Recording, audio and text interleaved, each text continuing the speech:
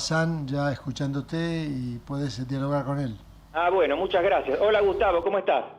¿Qué tal, Osvaldo? ¿Cómo andás? Muy buenas tardes. Gracias, igualmente. Mirá, Ahí me rebota un poco el sonido, no sé si el operador puede hacer algo, si no me voy a confundir mucho. bueno, se lo voy a transmitir a nuestro equipo de 500 operadores. Perfecto. ¿Cómo crece el empleo ahí? No, y bueno, es muy lucrativa es muy lucrativo este programa. Está muy bien, está muy Mientras bien. ellos trabajan desde los más diversos lugares a lo ancho y a lo largo de la Argentina para solucionar este aspecto técnico. Ya está mejor, ya está mejor. Perfecto, gracias. Quería primero disculparme porque en un programa anterior, que no me acuerdo si fue la semana pasada, te dejamos para el final y te dimos muy poco tiempo, así que... No, está perfecto. Lo bueno y breve, usted lo sabe, lo bueno y breve, ¿eh? Bueno, quiere que mirá, me mande una editorial de 45 minutos. A lo Pañi. Ahí estamos. Sí, Osvaldo. Mira, el hilo conductor del programa de hoy tiene que ver con los 20 años del kirchnerismo, claro, que van a celebrar mañana. De eso hablamos antes con Sabrina Smellet. Vamos a celebrar. Vamos, sí. ¿En dónde nos encontramos? ¿Con qué columna ahí vas? en la Victoria, ahí en la esquina de la Victoria. Sí, perfecto. Ahí está la columna de los tuiteros. Tal cual. Bueno, avisale a Ergasto Rivas, por favor, que vaya preparando los materiales. Bueno. Con Sabrina hablamos de esta identificación, claro, de esta apropiación, digamos, de la fecha patria por parte del kirchnerismo, bueno, facilitada por el hecho de esta coincidencia de fecha, ¿no? Pero están apareciendo varios artículos, ya que lo mencioné a Pañi, el sábado pasado publicó un largo artículo sobre los 20 años del kirchnerismo. Y yo quería ver si te parecía bien claro, que lo enfocáramos desde el punto de vista económico, es decir, por supuesto, qué representó y, a ver, las distintas etapas que tuvo, porque no fue algo uniforme todo el tiempo, ¿no? Desde ya. Como siempre es imposible eludir un dato objetivo, que es que cuando Néstor Kirchner asume al poder el 25 de mayo del 2003, lo que se dice el trabajo sucio para reacomodar las cuentas y la macroeconomía ya había sido hecho y con creces por la gestión anterior, la del presidente interino Duhalde, y bueno, por supuesto, el ministro de Economía Jorge Remesdenikov, y además con unas condiciones de los términos de intercambio del comercio exterior argentino muy favorable por la disparada del precio de la soja. Era, recordemos, lo que se llamaba en ese momento viento muy fuerte de cola, dado por la fuerte recuperación de los precios de las materias primas en general y que habían favorecido en ese momento a toda América Latina, no solamente a la Argentina. Eso fue lo que le permitió a Uruguay también salir de su crisis financiera, que fue casi simultánea con la de la Argentina, y entonces como que tenía era Disneylandia para un ministro. Perdóname, Gustavo. Sí. Para esto me parece muy importante precisar esto, porque en el relato posterior del kirchnerismo, y el que creo que mucha gente aceptó sin mayor crítica, estamos en una situación pésima en todos los órdenes de la economía, hasta que llega Kirchner y por su sola voluntad política... por supuesto, ya la economía... Me parece que desde mediados de 2002 había cambiado la tendencia, ¿no? El valle de la crisis fue junio-julio del 2002, y a partir de ahí, yo me acuerdo porque ese día, el día de los asesinatos de Costec y Santillán, se produjo, si se quiere, el valor récord del dólar, que se arrimó a los 4 pesos. pero a partir de ahí el peso se fue apreciando de manera acelerada, continuó en 2003, para decirlo así, el dólar que llegó a 4 en julio del 2002, en el 2003 ya estaba abajo de 3 y la inflación también para había, que no después, siguiera bajando. La inflación después del fogonazo de la devaluación ya estaba, por supuesto, había bajado. Por supuesto, salimos de la convertibilidad sin hiperinflación ni mucho menos, digamos. Entonces, cuando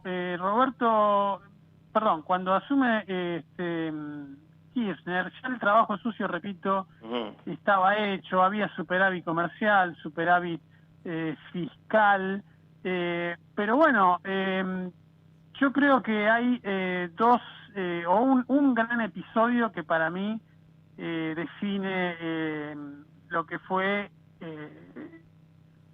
la crisis de la cual todavía no podemos salir, que para mí es el tema del congelamiento de tarifas y todo lo que ello conllevó, y a lo largo de casi 20 años con un irresponsable manejo de la cuestión energética, que fue finalmente lo que terminó comiéndose todas las cajas. Todo lo que se gastaba en importación de energía se comió el superávit fiscal, se comió el superávit comercial, se comió las reservas del Banco Central. Me parece que ese es un episodio, digamos, ineludible y principal para tratar de entender qué pasó desde aquella época, si se quiere, de oro, entre muchas comillas, del primer kirchnerismo, y lo que hoy todavía estamos sufriendo. Todo lo que se despilfarró de dólares por no querer aumentar las tarifas a los niveles que correspondía. 20 años Gustavo, de congelamiento con una inflación galopante, ¿no? Mira, casualmente leí ayer, me puse a buscar por algo que quería investigar un poco, el famoso informe Prebisch, que claro. Cuando se produce la Revolución Libertadora, le encargan a Raúl Prebisch un informe sobre la economía. Y básicamente, con distintas magnitudes, por supuesto, Prebisch dice algo similar a lo que estás diciendo vos. O sea, hasta 1945 aproximadamente no había inflación en la Argentina, ¿no? Después empieza, pero él dice que las tarifas de los servicios públicos de energía no habían crecido al ritmo de la inflación y que eso tenía unos perjuicios enormes. Habla del atraso tecnológico, de infraestructura, es decir, en otra escala, porque el kirchnerismo llevó esto ya creo que al paroxismo, pero hay ahí una política que podemos llamar por populista, no sé, desde el mismo carácter. Bueno, y por supuesto, y el otro tema también fue la política deliberada de tasas de interés negativas, es decir, por debajo de la inflación. También. Con lo cual se desincentivaba el ahorro en pesos. Eso provocaba por un lado, bueno, consumo desde ya, pero también había un incentivo claro y explícito a que la gente comprara dólares, porque finalmente, ¿para qué voy a tener mis pesos en el banco? Si voy a perder el poder adquisitivo, por lo menos me compro el dólar, y eso también generó una dolarización de ahorros en todas las escalas, ¿no? El pequeño, el mediano, el grande. Y por ahí también está un poco el kit de la cuestión, la utilización de reservas para pagarle primero al Fondo Monetario Internacional 10.000 millones de dólares, pagarle 10.000 millones de dólares a un acreedor que nos cobraba el 3% de interés anual. Y al poco tiempo, discúlpame, Waldo, tenía un propósito definido, más allá de la propaganda de la soberanía. ¿No? Era librarse de las auditorías, ¿no? Pero está bien, pero termino una cosita, pagarle 10.000 millones al fondo que te cobraba el 3% y después venderle bonos a Hugo Chávez a una tasa del 15%. Y después, bueno, la cuestión Fondo Monetario, que yo me permito ir un poco contra el Fondo Monetario no le hace mal a nadie, al contrario, te presta plata barata, te pone esas famosas condicionamientos. ¿Cuál es el famoso condicionamiento del Fondo Monetario? Flaco, arreglar las cuentas, arreglar la macroeconomía y listo, y te olvidás de mí, vas pagando la deuda según lo pautado, pero saneás la economía. ¿Eso qué tiene de condicionamiento eso? Y además, perdón, en aquel sí. momento, más que condicionamiento, me parece, ni siquiera querían que hubiera una revisión para que no se el famoso artículo 4 pública, ¿no? Tal cual. Artículo 4, me acuerdo, vos sabrás más que yo de eso. Sí, el artículo 4 del estatuto, qué sé yo, que obliga a una auditoría anual y se hace un informe, etcétera. Fue de una irresponsabilidad, sobre todo por el contexto en que ocurrieron las cosas, el contexto mundial en el que ocurrieron las cosas, que era todo para salir adelante. Un dato, Argentina es hoy el único país de América Latina, dejemos de lado a Venezuela, es el único país de América Latina que no logró bajar los índices de pobreza e indigencia respecto a los de 2011. Ese es el último dato que yo tengo, sacado eso es un dato muy estadísticas importante. de estadísticas del CEBLAS de La Plata, que es un instituto hiper prestigioso a nivel mundial. Pueden haber cambiado un poquito las cosas por el efecto pandemia, pero hasta antes de la pandemia la Argentina se destacaba justamente por eso.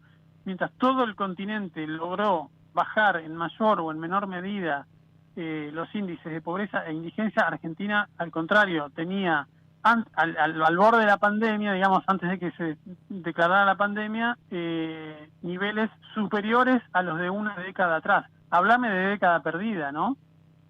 Ahora es interesante porque en el discurso de ellos, ellos han llevado adelante una política progresista, siempre usan a favor la palabra de los más necesitados, inclusiva.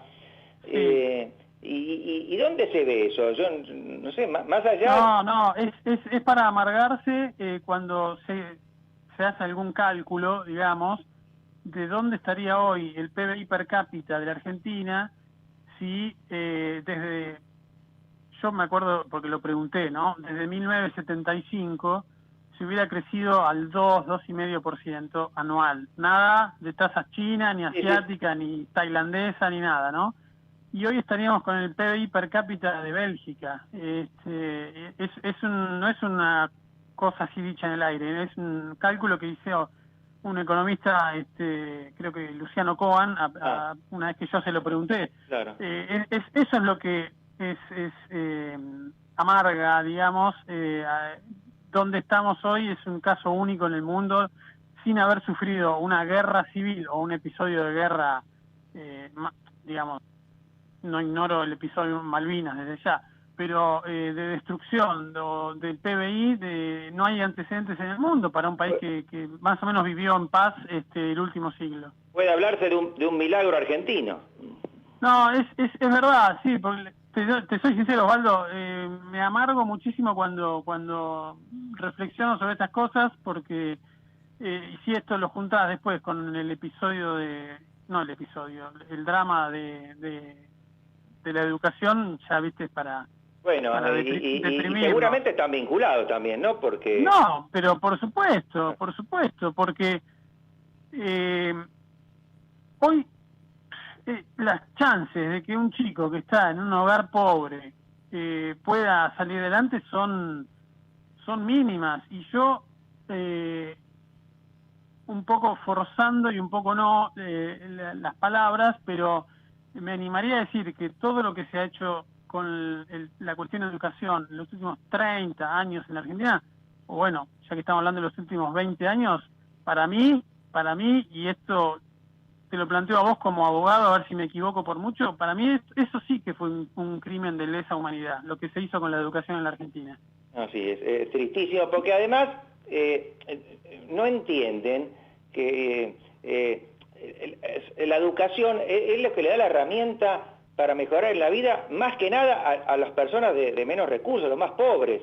Pero por supuesto. Los que somos de clase media, de alguna manera, digamos, en nuestros hijos, quizá por contacto, podemos llegar a conseguirles algún trabajo. Desde ya. El más pobre, el que está aislado, digamos, de esa red de contacto, a ese, al revés de lo que piensan ellos, a ese hay que exigirle más, no para sacarlo, hay que poner todos los recursos para que ese pueda tener la misma oportunidad que el otro.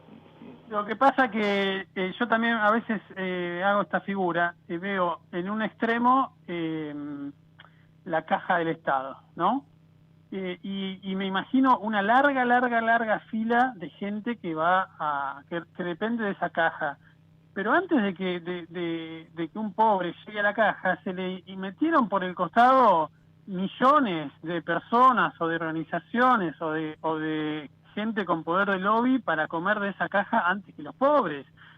Yo el otro día publiqué una nota donde cuento el nivel de los salarios que se pagan en la Administración Pública Nacional, en organismos descentralizados, en empresas públicas, y son realmente escandalosos en comparación con el promedio que cobra el país, y entonces yo eso me lo imagino como gente que, bueno, que logró ubicarse para llegar antes al cheque que le da el Estado y por ende se lleva una porción mayor, pero hoy hay que mirar a los ojos a un chico de un hogar pobre y decirle, o mejor dicho, hay que tener el coraje de decirle, mirá, por todo lo que se hizo en los últimos 20 años en la educación, tu nivel de vida futuro va a ser extremadamente más bajo de lo que podría haber sido.